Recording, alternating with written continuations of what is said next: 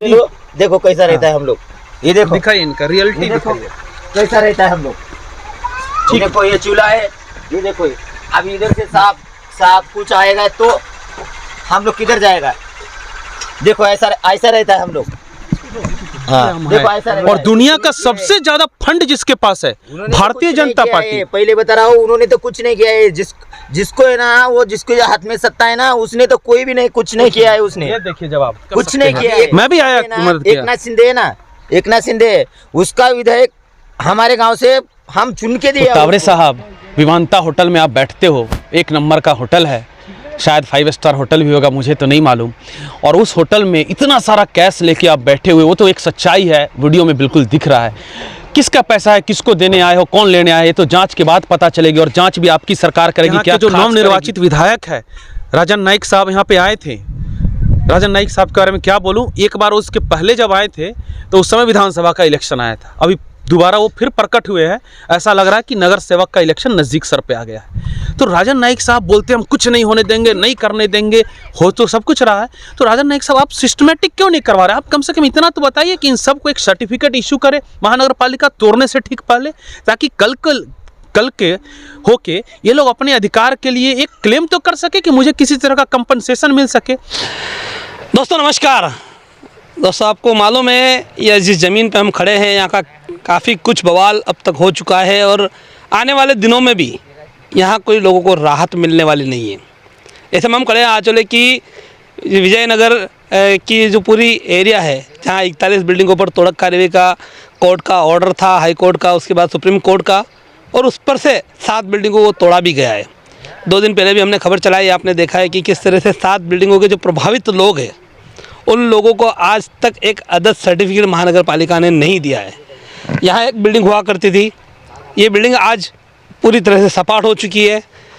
उन लोगों को जिसका यहाँ पर घर टूटा है उनको एक कागज़ का टुकड़ा नहीं मिला है, लेकिन यहाँ तोड़ने वाला जो ठेकेदार है वो अपना सामान समेट के गया है। ये एक अच्छी बात है कि उसको अपना पैसा मिला है, नहीं तो शायद उसको महानगर पालिका बिल नहीं देती। महानगर पालिका का तो अपना एक सिस्टम ही है, महानगर पालिका ने कुछ सालों से बनाया हुआ है कि तोड़क कार्रवाई करो और वहाँ तोड़क कार्रवाई करने के बाद वहाँ जो मिलता है उठा के लेके जाओ। तो ये महानगर पालिका ने रवैया बनाया, महानगर पालिका उनको पैसा देती नहीं है। हाँ, यहाँ लोगों का ऐसा आरोप है कि उनका सामान भी गया है, तो वो चीज़ लोगों का आरोप है। अब आज हम यहाँ वापस एक बार आए और ऐसा यहाँ का निरीक्षण करने के लिए हमने देखा कि निरीक्षण करते लोग किस हालत में रह रहे हैं। तो इत्तेफाक से कांग्रेस पार्टी के महासचिव रवि भूषण जी भी यहाँ पर घूमते हुए दिखाई दिए, तो हमने बोला चलो इनसे कुछ बातचीत कर लिया जाए, इनका क्या कुछ कहना है। तो सुनते हैं रवि भूषण जी के क्या विचार है। रवि जी, आज आप निकले हो, ये इस तरह से यहाँ पर दृश्य हम देख रहे हैं, आप घूम रहे हो, क्या विषय है? विषय वही है यूसुफ भाई, जो पूरी वसई विरार की जनता जिसे काफ़ी चिंतित है। इसके पहले कि मैं कुछ बोलूं, यहाँ के जो नागरिक है, एक तरह का हम लोग रियलिटी चेक करने के लिए निकले हैं कि अभी क्या स्थिति है। लोगों के दिमाग में जो बड़े बड़े मगरमच्छ हैं भ्रष्टाचार के, उनके दिमाग में ऐसा रहता है कि अरे मामला को थोड़ा ठंडा हो जाने तो फिर सेटल कर देंगे। लेकिन हम लोग सड़क पर संघर्ष करने वाले लोग हैं, हम लोग किसी मामले को ठंडा नहीं होने देंगे। हम लोग बार बार जनता के जो अधिकार की बातें हम बार बार उठाएंगे और बड़ी तेज़ आवाज़ में उठाएंगे, ताकि जनता कुछ भूले नहीं। ना हम भूलते हैं ना हम माफ़ करते हैं।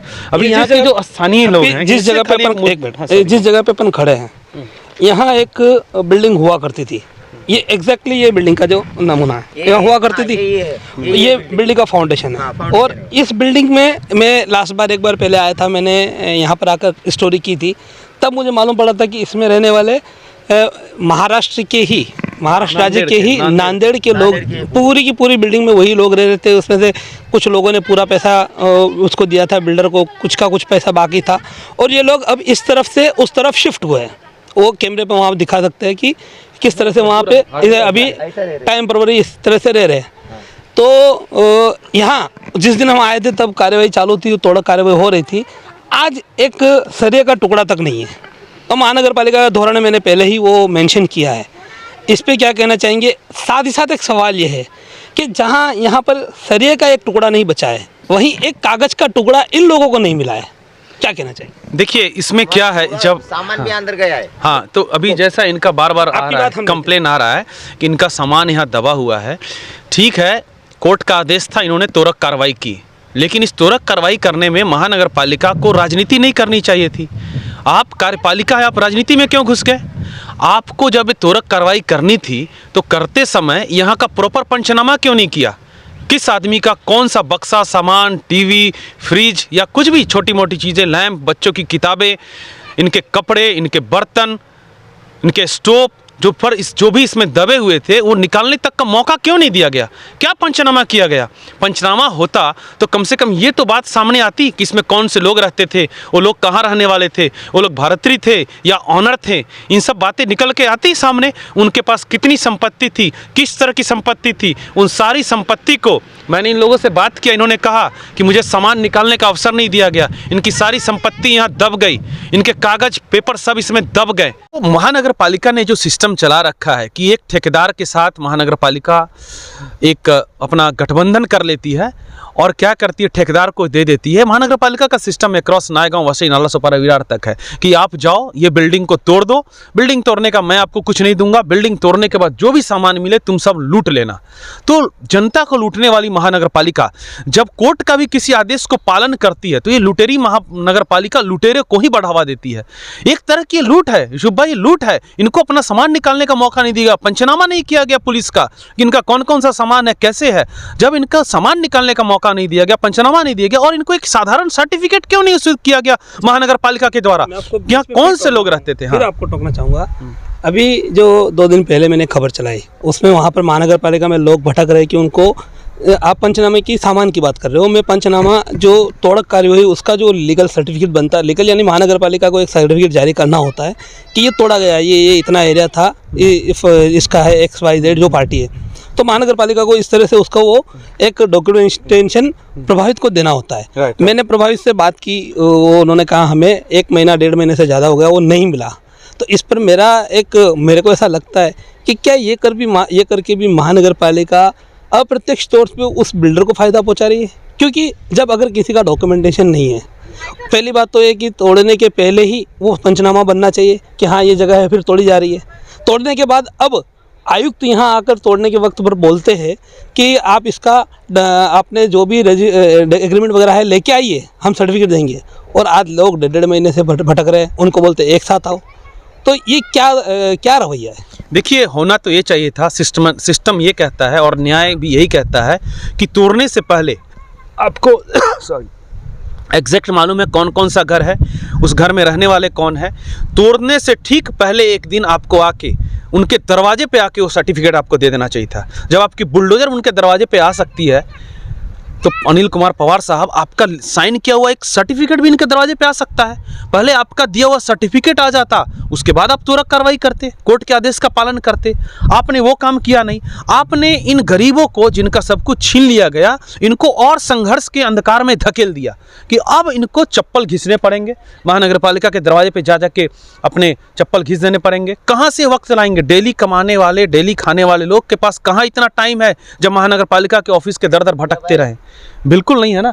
तो क्यों नहीं किया गया इस सर्टिफिकेट का वितरण, क्यों नहीं किया गया? और अभी भी जो नए लोगों के ऊपर तलवारें लटक रही है, जो लोग बेचारे बाकी बिल्डिंगें बची हुई है, जो रात में ठीक से सो नहीं पाते कि कब किसका नंबर आ जाएगा, कौन सी बिल्डिंग तोड़ी जाएगी, क्यों नहीं यहाँ के जो नवनिर्वाचित विधायक है राजन नाइक साहब यहाँ पे आए थे। राजन नाइक साहब के बारे में क्या बोलूँ, एक बार उसके पहले जब आए थे तो उस समय विधानसभा का इलेक्शन आया था, अभी दोबारा वो फिर प्रकट हुए हैं। ऐसा लग रहा है कि नगर सेवक का इलेक्शन नज़दीक सर पे आ गया है। तो राजन नाइक साहब बोलते हैं हम कुछ नहीं होने देंगे, नहीं करने देंगे, हो तो सब कुछ रहा है। तो राजन नाइक साहब, आप सिस्टमेटिक क्यों नहीं करवा रहे? आप कम से कम इतना तो बताइए कि इन सबको एक सर्टिफिकेट इशू करे महानगर पालिका तोड़ने से ठीक पहले, ताकि कल के होके ये लोग अपने अधिकार के लिए एक क्लेम तो कर सके कि मुझे किसी तरह का कंपनसेशन मिल सके। आप सुप्रीम कोर्ट का आधा अधूरा ऑर्डर क्यों एग्जीक्यूट कर रहे हैं? हमने भी पढ़ा सुप्रीम कोर्ट का ऑर्डर, उसमें लिखा हुआ है कि आप कोशिश कीजिए कि इनका पुनर्वसन हो सके, इनका सिस्टमेटिक पुनर्वसन हो सके, इनको ऐसे ही खुले आसमान के नीचे नहीं छोड़ दिया जाए। आप अगर एक पॉलिटिकल पार्टी होकर आरोप लगा रहे थे, क्या कांग्रेस होती तो अपने फंड से उनको पुनर्वस्थित करती है? तो नहीं होता है ना कहीं पे। नहीं नहीं, बिल्कुल कांग्रेस होती नहीं करती या कोई भी पार्टी नहीं करती वो गलत है, मगर न्याय यही कहता है बिल्कुल होना चाहिए। और हम लोग कांग्रेस पार्टी, ये 2024 की कांग्रेस पार्टी है, राहुल गांधी जी की कांग्रेस पार्टी है। हम लोग पहले जनता के बारे में सोचते हैं। आप क्या है, हज़ारों बिल्डिंग बना रहे हैं आपके लिए। आप 5 ट्रिलियन इकोनॉमी की बात करें नरेंद्र मोदी जी, आप बताइए इस 5 ट्रिलियन इकोनॉमी में ये गरीब मजदूरों के लिए जगह मिलेगी कि इनको देश के बाहर आप निकाल देंगे, इनको आसमान के नीचे रहना पड़ेगा। आप बड़ी बड़ी बातें करते हैं और आपके लोग तालियां बजाते हैं, अंधभक्ति में डूबे हुए हैं कि सबके पास अपना घर होगा। जिनके पास अपना घर है और यदि किसी कारणवश लीगल इलीगल प्रोसीजर के कारण जब टूट रहा है तो उनको आप घर क्यों नहीं दे रहे हैं? महाराष्ट्र के आए हुए लोग हैं, नांदेड़ के आए हुए लोग हैं, देवेंद्र फडणवीस साहब अब तो बोलिए डबल इंजन की सरकार की आप मांग करते थे, ट्रिपल इंजन की सरकार बना दी। देवेंद्र फडणवीस साहब आपको शर्म है कि नहीं है? नांदेड़ से आए हुए लोग यहाँ विस्थापित की तरह रह रहे हैं, दिखाइए कैमरा में। क्या मदद कर पाएंगे ना देवेंद्र फडणवीस जी? कुछ कर पाएंगे कि नहीं कर पाएंगे? ये देवेंद्र फडणवीस जी के निकम्मेपन का इस सबूत है कि इन गरीबों को, ठीक है कोर्ट का आदेश था, त्वरित कार्रवाई होनी थी, हुई, कोई बात नहीं, कोर्ट के आदेश में कोई अड़ंगा नहीं लगा सकता, लेकिन उसी कोर्ट ने भी तो बोला है कि मानवता के आधार पर इनको घर दिया जाए। देवेंद्र फडणवीस जी, कान में तेल डाल के सो रहे हैं आप, कान में तेल डाल के सो रहे हैं आपके विधायक, नवनिर्वाचित नौसिखिया विधायक, और आप बड़ी बड़ी बातें बोलते हैं, रैली करते हैं। तो देखिए नरेंद्र मोदी अपने आप में एक फेक नेता है। फेक कमिटमेंट करना, फेक बातें करना, जनता को बरगलाना, झूठ बोलना, 5 ट्रिलियन इकोनॉमी जैसी बातें करना, सबको अपना घर देना की बातें करते हैं, लेकिन जब जमीन पे चलते हैं तो सब कुछ उल्टा दिखता है। ये बड़ी दुखदायक है। अब यहाँ जानते हैं, यहाँ जो यहाँ के निवासी है जो यहाँ रह रहे थे, उनका क्या कहना है?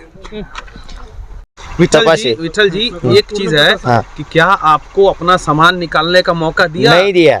कोई कागज पत्र दिया कि सवेरे 6:30 बजे आपका ये सामान था, आपका इतना बर्तन था, ये स्टोव था, ऐसा कुछ कागज दिया, कोई सर्टिफिकेट दिया? कुछ भी नहीं दिया है। सवेरे 6:30 बजे आ गए, सीधा चालू किया तोड़ने के लिए। हम लोग को सामान भी निकलने नहीं दिया। हमारा सामान कितना गया अंदर वो कुछ पता नहीं है। कम से कम हमारा 30 जोड़ी रहता था इधर, एक नहीं दो नहीं 30 जोड़ी स्टार्ट आदमी। रूम टूटा, उसका महानगर पालिका ने सर्टिफिकेट दिया क्या कि रूम टूटा यहाँ, ये रूम में? नहीं, वो कुछ भी नहीं दिया। आप गए तो आपको वापस बुलाया किसी ने? कोई भी नहीं आया हमको बुलाने के लिए, कोई भी नहीं आया। अभी आप लोग आए थे, रुपेश यादव आए थे, उन्होंने 2 दिन हमको इधर खाना ला के दिया, राशन पानी दे दिया, उसी पे चल रहा है। एक चीज और है, हाँ एक चीज और है कि आपके ही न्यूज़ में मैंने देखा कि अनिल कुमार पवार साहब बोल रहे हैं हाँ सबको सर्टिफिकेट दिया जाएगा। बड़े ही कैजुअली बोल रहे हो कि सबको सर्टिफिकेट दिया जाएगा। अरे अनिल कुमार पवार साहब, आप प्रॉपर क्यों नहीं प्रेस कॉन्फ्रेंस करके बता रहे हैं कि कैसे सर्टिफिकेट दिया जाएगा, कौन सा सर्टिफिकेट दिया जाएगा? इनके पुनर्वसन के लिए जो एक लाइन लिखा हुआ सुप्रीम कोर्ट ने, उसके लिए आप कौन सा एक्शन ले रहे हैं? अब आप हाथ कैसे झाड़ सकते हैं? वो बोल रहे हैं कि ऐसा कोई प्रावधान ही नहीं है इनके पुनर्वसन के लिए। फोटो ले लो, देखो कैसा रहता है हम लोग। ये देखो, दिखाइए इनका रियलिटी, दिखाइए कैसा रहता है हम लोग। देखो ये चूल्हा है, ये देखो अब इधर से साफ कुछ आएगा तो हम लोग किधर जाएगा? देखो ऐसा रहता है हम लोग। हाँ देखो ऐसा रहता है, ये देखो हालत रहने का। ठीक, आइए। अभी रहेगा कैसा हम लोग? और सबसे बड़ी बात है यहाँ के जो लोकल लोग हैं थोड़ा कुछ मदद करने की कोशिश की है। जैसे रुपेश यादव साहब आए, वो भी खाने होने की व्यवस्था की है, उनको भी बहुत बहुत धन्यवाद। आखिर कुछ तो उन्होंने कोशिश किया। हम लोगों ने भी जितना हो सकता था, कुछ तारपत्री ये सब का जो भी है कोशिश की है, ठीक है। लेकिन जो देश की सबसे बड़ी पार्टी है, दुनिया की सबसे बड़ी पार्टी जो बोलती है हम हैं, और दुनिया का सबसे ज्यादा फंड जिसके पास है, भारतीय जनता पार्टी। पहले बता रहा हूँ, उन्होंने तो कुछ नहीं किया है। जिसको है ना, वो जिसके हाथ में सत्ता है ना, उसने तो कोई भी नहीं, कुछ नहीं किया है उसने। ये देखिए जवाब, कुछ नहीं किया है। तो भारतीय जनता पार्टी ने एक बिस्किट तक यहाँ नहीं बांटा है। ये है भारतीय जनता पार्टी की असलियत, और इसीलिए धूप में हम लोग रियलिटी चेक कर रहे हैं। कोई भी आके पूछ सकता है। शर्म आनी चाहिए भारतीय जनता पार्टी को कि ये इलेक्ट्रल बॉन्ड के नाम पर वसूली करने वाली पार्टी के पास गरीब जनता के लिए कुछ उनको दान में देने के लिए, कुछ उनके मुसीबत के समय मदद करने के लिए इनके पास 1 रुपया नहीं है। यह है भारतीय जनता पार्टी का सत्य। और ऐसे भारतीय जनता पार्टी देश की सेवा करेगी, महाराष्ट्र की सेवा करेगी और वसई विरार की सेवा करेगी। लुटेरों के साथ मिली हुई पार्टी कभी जनता का भला नहीं कर सकती। भारतीय जनता पार्टी का असली चेहरा है जो हमारे मजदूर भाई ने अभी आपके सामने खोल के रख दिया। जब रुपेश यादव साहब मदद कर सकते हैं, मैं भी आया मदद किया। एकनाथ शिंदे उसका विधायक हमारे गाँव से हम चुन के दिया उसको। विधायक हमारे बाबूराव कदम है, इधर ही थे। किस पार्टी के हैं वो? एकनाथ शिंदे। अच्छा, धनुष्यबान। हाँ, एकनाथ शिंदे के। वो आके मिले भी नहीं, उनको पता नहीं चला है कि वो बिल्डिंग गिरा है, नांदेड़ के आदमी लोग हैं। अभी नांदेड़ ही बताएगा ना, तो हदगांव तालुके का है वो विधायक है हमारा, ये सच्चाई है। बाबूराव कदम कौड़ीकर। मेरे गांव से 1-2 किलोमीटर है खाली उसका गांव। अभी मैं उसको है ना आने दो मेरे गांव में, बाद में देखो। देखिए, जब सामान्य जनता झूठ नहीं बोलती है, ये एकनाथ शिंदे अभी एक्सपोज हो गए, भारतीय जनता पार्टी एक्सपोज हो गई, और हम भारतीय जनता पार्टी को क्या लगता है कि हम लोग सब कुछ भूल जाते हैं। कुछ नहीं भूले हैं हम। किस तरह विवांता होटल में वो जो पैसे थे वो भारत का करेंसी था कि पाकिस्तान का करेंसी था? तो इस बात को कहीं और ही मोड़ रहे हैं। नहीं, कहीं नहीं मोड़ रहा हूँ मैं, कहीं नहीं मोड़ रहा हूँ। सवाल ये उठता है कि वो जांच करने के लिए कोई एजेंसी बैठेगी कि नहीं बैठेगी। मैं तो पूछूंगा ना कि ये सवाल आपका बहुत भारत का पैसा था या पाकिस्तान का पैसा था? वो पैसा किसी को भाड़े में देने के लिए लाया गया था या पैसा बांटने के लिए लाया गया था? वो असली नोट था कि नकली नोट था? भाई ये जांच नहीं, एक मिनट, वो जो भी था, लेकिन क्या है, इलेक्शन में 50,000 से ज्यादा पैसा नहीं होना चाहिए था। भाई हम बिल्कुल नहीं भूलेंगे, बिल्कुल नहीं भूलेंगे। तावड़े जी कोई नौसिखिया नेता नहीं है। बोलते हैं मैं बहुत बड़ा नेता हूँ, बहुत ज्यादा एक्सपीरियंस है, लेकिन उनको बेसिक नहीं मालूम है कि चुनाव के समय आप दूसरे के प्रदेश में आके नहीं कर सकते। जो पैसा बांटा जा रहा था, किसका पैसा था, क्या था, कौन दे रहा था, किसको लेन देन किया जा रहा था, लेन देन में क्या गड़बड़ी हो गई, क्या झगड़ा हो गया सेटलमेंट की राजनीति करने में कि ये लोग एक्सपोज हो गए, उस जांच का क्या रिजल्ट हुआ साहब? कब? तो तावड़े साहब, विवांता होटल में आप बैठते हो, 1 नंबर का होटल है, शायद 5 स्टार होटल भी होगा, मुझे तो नहीं मालूम। और उस होटल में इतना सारा कैश लेके आप बैठे हुए, वो तो एक सच्चाई है, वीडियो में बिल्कुल दिख रहा है। किसका पैसा है, किसको देने आए हो, कौन लेने आए, ये तो जांच के बाद पता चलेगी, और जांच भी आपकी सरकार करेगी, क्या खाक्स करेगी, जो रिपोर्ट आएगा आपके पक्ष में ही आएगा। अभी बोल देता हूँ, मुद्दा मैं ये बोलना चाहता हूँ कि दुनिया की और देश की सबसे बड़ी पार्टी, जिसके पास फंड सबसे ज़्यादा है, गरीबों को 100 रुपया बांटे नहीं गए, एक कंबल नहीं दिया गया यहाँ पे, उसके लिए भाजपा ने कुछ नहीं किया। नेहा दुबे जी आई थी, वो पर्सनल कैपेसिटी में आई थी, मैं ये बोलूँगा पर्सनल कैपेसिटी में आके नेहा दुबे जी ने ये किया है। लेकिन भारतीय जनता पार्टी के जो बड़े बड़े नेता बनते हैं, मानवीय तौर पे नेहा दुबे जी को मैं धन्यवाद करना चाहता हूँ कि आपने कुछ किया। विनोद तावड़े जी कहाँ थे, जो यहाँ के 2 नवनिर्वाचित विधायक हैं, वो इन गरीबों की आंसू पोंछने के लिए क्यों नहीं आए? बहुत बड़ा सवाल है साहब। सांसद एक बार आए थे और महानगर पालिका में उन्होंने आंदोलन भी किया था, उसके बाद से वो दिखाई नहीं दी। हाँ, तो वो देखिए, सांसद का और एमएलए का एंट्री ठीक तब होता है जब चुनाव के पहले हो। जब मुसीबत आई तो गायब हो गए, विलुप्त प्राणी बन गए। बाद में रुपेश यादव जी ने मदद किया है, नेहा दुबे जी ने मदद किया, और जितना बहुत था वो थोपा है। उनके ऊपर भी लग सकता है कि चुनाव आ रहे हैं, इसके लिए वो निकल रहे हैं। कौन निकल रहे हैं? विरोधी पक्ष के लोग भी नहीं, विरोधी पक्ष के लोग, उस समय कोई चुनाव नहीं था, चुनाव के बाद की हुआ है कार्रवाई, और जब टूटने की कार्रवाई हो गई उसके बाद हम लोग भी इनके पड़ोसी है, उसके नाते काम किया है। तो ये हमने बात की है अभी रवि भूषण जी से, साथ ही साथ यहाँ जो लोग रह रहे हैं उनसे। तो मुद्दा वही है जो मैंने 2 दिन पहले खबर चलाई थी, पहले भी कई खबरें चला चुके हैं। आने वाले समय में भी 31 जनवरी तक फिर एक बार ये बाकी की बची हुई जो बिल्डिंग है उस पर कार्रवाई कर महानगर पालिका को रिपोर्ट हाई कोर्ट को सौंपना है। ये सीधा अभी भी यहाँ पर तलवार जो दूसरी की बिल्डिंग है उन पर लटक रही है, और पहले के लोगों की क्या हालत है वो आप देख सकते हैं। अब वापस सवाल वही है कि महानगर पालिका बोलती है कि हमारे पास इनको रिहाब करने का कोई हमारा धोरण नहीं है, प्लानिंग नहीं है, ये काम अगर करना है तो कलेक्टर ऑफिस से करना रहेगा, ये आयुक्त का कहना था।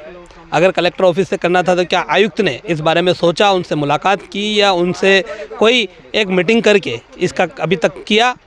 उसका आपको मुझे बताने की ज़रूरत नहीं है, आप सभी जानते हैं। रिहाब तो काफ़ी दूर, बहुत दूर, एक अदद कागज़ का टुकड़ा यहाँ ये रह रहे थे, उसकी सनद इनको नहीं मिली है लोगों को, और ये किस परिस्थिति में दिख रहे हैं, रियल फैक्ट चेक आपने देखा। फ़िलहाल आज के लिए यहीं पे रुकते हैं। इस खबर के साथ ये हम बने रहेंगे, आगे की और भी आपको डिटेल्स बताते रहेंगे। फिलहाल आज के लिए अभी के लिए इतना ही। नमस्कार, जय हिंद, जय महाराष्ट्र। हमारे चैनल सैफ न्यूज़ लाइव पर अपने व्यापार और सेवा से संबंधित विज्ञापन प्रसारण हेतु दिए गए मोबाइल नंबर पर संपर्क करें।